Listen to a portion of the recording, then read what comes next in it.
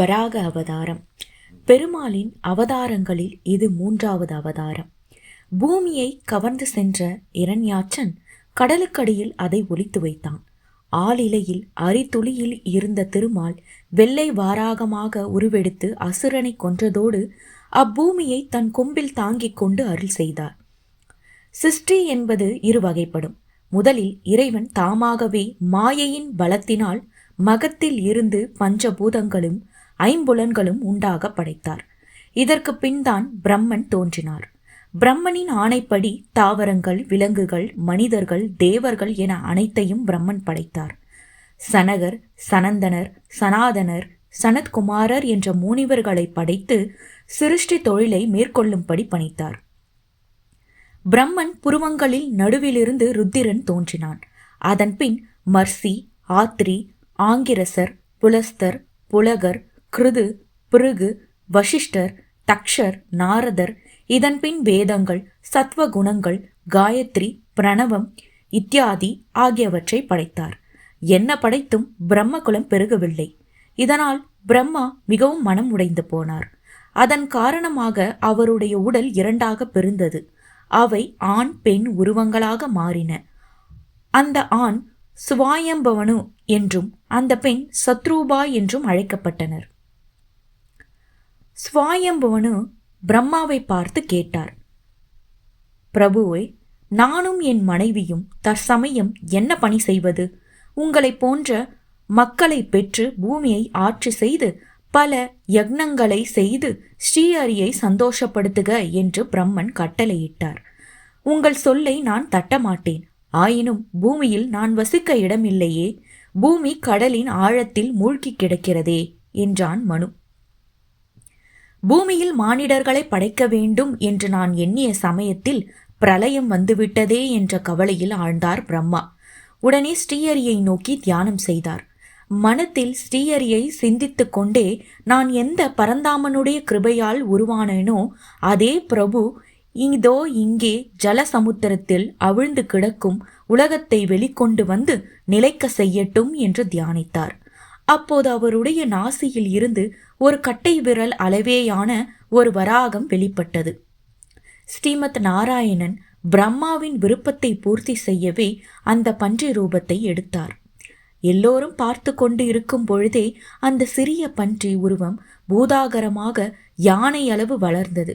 அதை பார்த்து பிரம்மா மெய் சிலிர்த்து புலகாகிந்தம் அடைந்தார். என் எண்ணத்தை நிறைவேற்றவே நாராயணன் இவ்வாறு அவதாரம் எடுத்திருக்கிறார் என்று மகிழ்ந்து வேத பாராயண ஸ்தோத்திரங்களை சொன்னார். அதனால் சந்தோஷம் அடைந்த மூர்த்தி கர்ஜனை செய்தார். அந்த பிரம்மாண்ட ஒலி ஜனலோகம், தபோலோகம், சத்தியலோகம் 3லும் கேட்டது. இதை கேட்ட மகரிஷிகள் மகிழ்ந்தார்கள். அச்சமயம் தவத்தில் சிறந்தவரான கஸ்யப முனிவருக்கும் திதிக்கும் திருமணம் நடைபெற்றது. கஸ்யபர் தன் ஆசிரமத்தில் பகவானை குறித்து வேள்வி செய்து கொண்டிருந்தார். அந்நேரம் வேள்வி சாலைக்கு வந்த திதி தன் விருப்பத்தை நிறைவேற்றுமாறு கணவரிடம் கூறினாள். அதற்கு அவர், இது பூதங்கள் மட்டுமே சஞ்சாரம் செய்யும் சந்தியா வந்தன நேரம், ஒரு முகூர்த்த காலம் மட்டும் நீ பொறுத்துக்கொள் என்று கூறினார். அதற்கு திதி மறுக்கவே தன் மனைவியின் ஆசையை நிறைவேற்றினார் கஸ்யபர். பின் மீண்டும் பகவானை நினைத்து பிரார்த்தனை செய்து கொண்டிருந்தார். அங்கு வந்த திதி, சுவாமி, என்னை மன்னித்தருளுங்கள். தங்களின் சொற்களை கேளாமல் இவ்வாறு தவறாக நடந்து கொண்டேன் என்றாள். உனக்கு என்ன வேண்டும் கேள் என்றாள் கஸ்யபர். என் கருவில் இருக்கும் சிசுவுக்கு எந்தவித ஆபத்தும் வராமல் இருக்க தாங்கள் தயவு காட்ட வேண்டும் என கேட்டாள். திதியே, நான் எத்தனையோ முறை கூறியும் நீ காதில் போட்டுக்கொள்ளவில்லை. சந்தியா காலத்தில் உன் உதிரத்தில் சேர்ந்த கருவிலிருந்து 2 பிள்ளைகள் பிறப்பார்கள். அவர்கள் அரக்க குணம் உடையவர்களாக தர்ம விரோதமான காரியங்களில் ஈடுபட்டு உலகையும் தேவர்களையும் துன்புறுத்துவார்கள். அப்போது பெருமாள் அவதாரம் எடுத்து அவர்களை வதம் செய்வார் என்றார் கஸ்யபர். சுதர்சனத்தை கையில் ஏந்திய பரந்தாமன், கையில் என் பிள்ளைகள் மரணமாவதில் எனக்கு ஒரு குறையும் இல்லை, எனினும் அந்தனராகிய உங்கள் சாபத்துக்கே நான் அஞ்சினேன் என்று அழுதாள். பிரியே, கவலை வேண்டாம். இப்போது நீ பரந்தாமனிடத்தும் சிவபெருமானிடத்தும் என்னிடத்திலும் கொண்ட பக்தியால் உன் பிள்ளைகளில் ஒருவனுக்கு பிறக்கும் பையன் ஹரிபக்தியில் சிறந்தவனாக இருப்பான். அவன் மேலானவர்களுக்கும் மேலானவனாக இருந்து புகழ் பெறுவான் என்றார். இதை கேட்ட திதி தன் பிள்ளை வழி பேரனாவது ஹரிபக்தனாக இருக்கிறானே என்ன சந்தோஷமடைந்தாள். கரு உருவாகி வளர்ந்தது. பிள்ளைகள் பிறந்தால் தேவர்களுக்கு இடையூறு ஏற்படுமே என்றெண்ணிய திதி அப்பிள்ளைகளை 100 வருடங்கள் வயிற்றில் சுமந்தாள். அதனால் அந்த கருவின் ஒளி எங்கும் பறந்து விரிந்து சூரிய சந்திரனின் ஒளியை மங்க வைத்தது. 4 திசையும் இருண்டன. இதை கண்ட தேவர்கள் பிரம்மனிடம் முறையிட்டனர். பிரம்மன் அவர்களிடம், தேவர்களே, ஒரு நாள் என் மனத்தினால் தோற்றுவிக்கப்பட்ட என் புதல்வர்களான சனாகதி முனிவர்கள் நாராயணனை தரிசிக்க சென்றனர். அப்போது அவர் வாயிற்காப்பாளராக ஜெய விஜயர் இருந்தனர். நாராயணனை தரிசிக்க விடாமல் தடுத்த காரணத்திற்காக முனிவர்களின் சாபத்திற்கு ஆளாகினர். தங்கள் தவறை உணர்ந்த ஜெய விஜயர்கள், நாங்கள் தண்டனை அனுபவிக்கும் காலத்திலும் ஸ்ரீமத் நாராயணனையே நினைக்க வேண்டும் என்று வேண்டினர். இதை அனைத்தும் கவனித்துக் கொண்டிருந்த நாராயணன் முனிவர்கள் முன் தோன்றினார். முனிவர்களே, பக்தர்களாகிய உங்களுக்கு செய்த அபச்சாரம் கண்டிக்கத்தக்கது. அது மட்டுமல்ல, என் ஊழியர்கள் அறியாமல் செய்த பிழைக்கு நான் பொறுப்பேற்கிறேன். அவர்கள் அதிசீக்கிரமே பூமியில் ஜனித்து சாபம் நீங்கி என் திருவடிகளை சரணடைய வேண்டும் என்றார். உடனே முனிவர்கள், இவர்கள் இருவரும் வெகு சீக்கிரமே அரக்கர்களாக பிறந்து உன்னை அடைவார்கள் என்றார். இவர்கள் தான் இப்போது திதியின் கருவில் இருக்கும் ஜெய விஜயர்கள் என்று சொல்லி முடித்தார். திதி 100 வருடங்கள் சென்றதும் இரட்டை குழந்தைகளை பெற்றார். அவர்கள் பூமியில் ஜனனம் ஆகும்போது பல கெட்ட சகுனங்கள் பூமியில் தோன்றின. முதலில் பிறந்தவன் ஹிரண்ய கசிவு என்றும் 2வது பிறந்தவன் ஹிரண்யாட்சன் என்றும் பெயரிடப்பட்டனர். விரைவிலேயே அவர்கள் பூதாகரமாக மலையே வள என வளர்ந்து நின்றனர். அவர்கள் செய்த அட்டூழியங்களைக் கண்டு 3 உலகமும் நடுங்கியது. இதற்கு காரணம் பிரம்மாவிடம் யாருக்கும் இல்லாத பராக்கிரமத்தை கேட்டு பெற்ற வரத்தின் விளைவே ஆகும். ஹிரண்யாட்சன் தேவர்களை ஓட ஓட விரட்டினான், மிகவும் துன்புறுத்தினான். இதனால் தேவர்கள் அனைவரும் காணாமல் போயினர். இவன் அவர்களை தேடி பாதாள லோகத்திற்கு செல்ல சமுத்திரத்தில் மூழ்கினான். சமுத்திரராஜனான வருணனை யுத்தத்திற்கு அழைத்தான். இரண்யாட்சனிடம் யுத்தம் செய்து பலன் எதுவும் இல்லை. பிரம்ம வரத்தால் பராக்கிரமம் கொண்ட இவனை ஜெயிக்க முடியாது என்பதை வருணன் உணர்ந்தான். அசுர முதல்வனே, உன் பராக்கிரமத்தை நான் பாராட்டுகிறேன். திரவு எடுக்கும் உன் தோள்களுக்கு சிறந்த விருந்து தர ஸ்ரீஹரி ஒருவராலே முடியும். நீ அவரை தேடி சென்று உன் விருப்பத்தை நிறைவேற்றிக்கொள் என்று தந்திரமாக பதில் கூறினான்.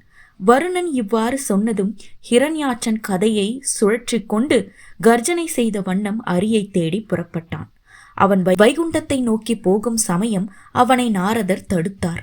அசுர தலைவனே, உன்னிடம் கொண்ட அச்சத்தால் தேவர்கள் எங்கோ ஓடி ஒளிந்தார்களே, நீ இப்போது எங்கே போகிறாய் என்றார்.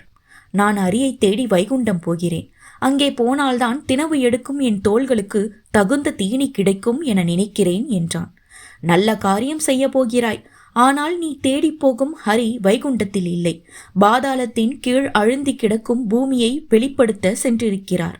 அப்படியா? இதோ பாதாள லோகத்திற்கு போகிறேன் என்று சொல்லிவிட்டு பாதாளத்திற்குள் புகுந்தான். அங்கே ஹரி பகவான் வராகமூர்த்தியாக எழுந்தருளி தண்ணீருக்குள் ஆழ்ந்து கிடக்கும் பூமியை தனது கோரப் பற்களால் தாங்கி மேலேற்றி கொண்டே இருந்தார். இந்த காட்சியை கண்ட இரண்யாட்சன் சிரித்தான். பன்றி வடிவில் இருந்த பகவானை கேலி செய்தான். பகவான் அவனுடன் யுத்தம் செய்ய ஆயத்தமானார். 2 மலைகள் மோதுவது போல மோதிக்கொண்டனர். யுத்தத்தை நேரில் காண பாதாள லோகத்திற்கு தேவர்களுடன் பிரம்மா வந்து சேர்ந்தார். அண்ட சராசரங்களும் அப்போது கிடுகிடுத்தன.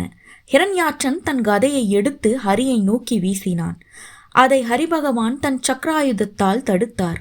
பின் ஹிரண்யாட்சனின் மாய லீலைகளால் லட்சக்கணக்கான அசுர கணங்கள் ஆயுதங்களோடு தோன்றின. தன் சுதர்சன சக்கரத்தால் அத்தனையையும் அழித்தார் ஹரிபகவான். பிரம்மா அந்நேரம் ஹரியை பார்த்து சந்தியா காலம் நெருங்குவதற்குள் அவனை அழித்து விடுமாறு கூறினார். ஹரியும் அவ்வாறே இரண்யாட்சனின் காதோரம் லேசாக ஒரு தட்டு தட்டினார். அவன் விழிகள் பிதுங்கி மரம் போல சாய்ந்தான். அந்நேரம் தேவர்கள் ஹரியை போற்றி துதித்து பாடினர். பாதாளத்தில் அழுந்து கிடந்த பூமியை வெளிக்கொணர்ந்து நிலை நிறுத்தினார். அவனுடன் யுத்தம் செய்ததால் அவர் உடல் முழுவதும் உதய சூரியனைப் போல் சிவந்து காணப்பட்டது. பிரம்மாதியர் அப்பொழுதும் இடைவிடாது வேத தோத்திரங்கள் செய்தனர். அதை கேட்டு ஆனந்தம் அடைந்த பகவான் அகமகிழ்ந்து சாந்தமாகி அந்தார்த்தானம் ஆகினார். பிரம்மன் ஸ்வாயம் மனுவை அழைத்தார்.